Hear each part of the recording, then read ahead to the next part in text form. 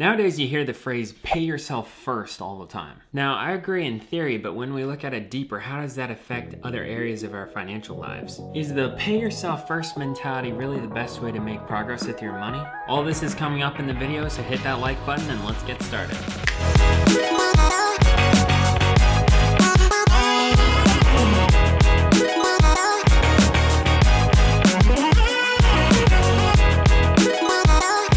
Hello there, my name is Caleb and my goal is to teach you financially what you may have not been taught in school. I'm truly honored that you're here. It's 10 p.m. so I've got my Dr. Pepper here to keep me going, I've got my slippers to keep me comfortable, and I've got a hat to keep my hair in check. Pay yourself first is a frequently used phrase just to say, hey, you work hard for your money, don't let it get snatched up with frivolous and unnecessary expenses. I agree with the principle, but I'm here to challenge the thought process because I don't think it takes into consideration some other major factors, like debt. Pay yourself first is just another way to encourage saving. Saving for an emergency fund, saving for retirement, saving up to hit the like button for the YouTube algorithm. Now, saving and investing are absolutely important, but I want you to think about why the pay yourself first movement resonates with you. Is it because you want to be able to handle an emergency? Are you afraid you won't have enough money for retirement? Or are you trying to ensure that you don't miss out on that magic of compound interest? Consider this possibility. Paying off debt is a form of paying yourself first. Compound interest is great for sure, but only when it's working in your favor. In the case of most debt, compound interest is working just as much against you as it is working for you with your investments. Let me prove it with an example. But first, we gotta thank our sponsor, Pressure Cookers.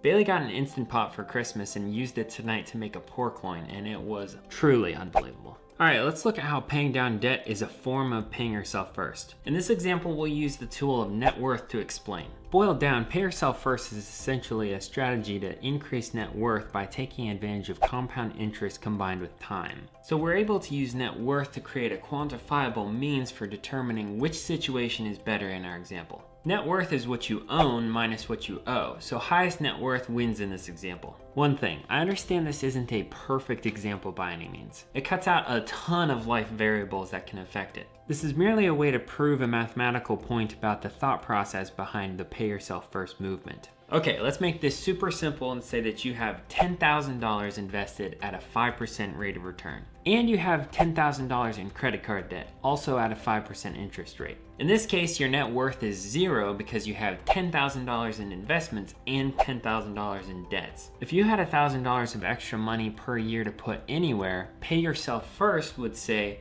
let's start at the investments. Take advantage of that compound interest. If you did this but neglected the growing debt, ultimately in 5 years your net worth would grow by $5,525. Your investments would sit at $18,288 and your credit card debt would sit at $12,763. Now on the other hand, if you took that $1,000 and put it towards paying down debt while neglecting to contribute to your investments, your net worth would still grow by $5,525. After these same 5 years, your investments would sit at $12,763 and your credit card debt would be at $7,238. In both examples, after 5 years, the net worth is the same, $5,525. However, in the second example, risk is lower. Whenever your debt is lower, your risk is inherently lower.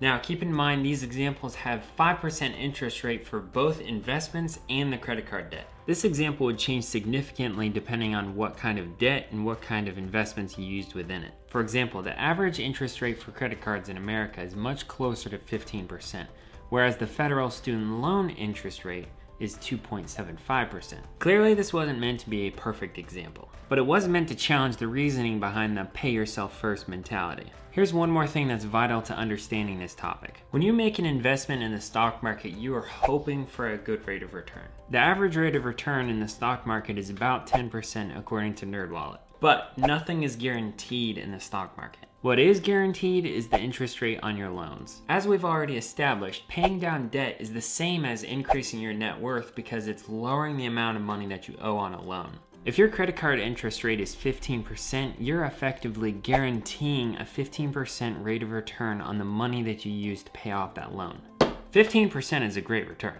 I really believe that pay yourself first is a great way to handle your money as long as you understand the full picture. Saving money, investing, and paying off debt all fit within that picture. As a financial coach, I just want you to get rid of that debt. It'll increase your net worth and it'll decrease your stress. If you'd like to see a video about strategies for paying off debt quickly, I made a video and you can see that right here. So let me pass this question on to you. How do you look at debt relative to the pay yourself first mentality? I'd love to hear from you in the comments down below. As always, hit the like button because that is the easiest way to support this channel for free. And trust me, we like free here on this channel. Also hit that subscribe button and notification bell because then you can be updated whenever a new video comes out. Remember, money doesn't have to be confusing. You can control it. All right, me and my tiny desk are out.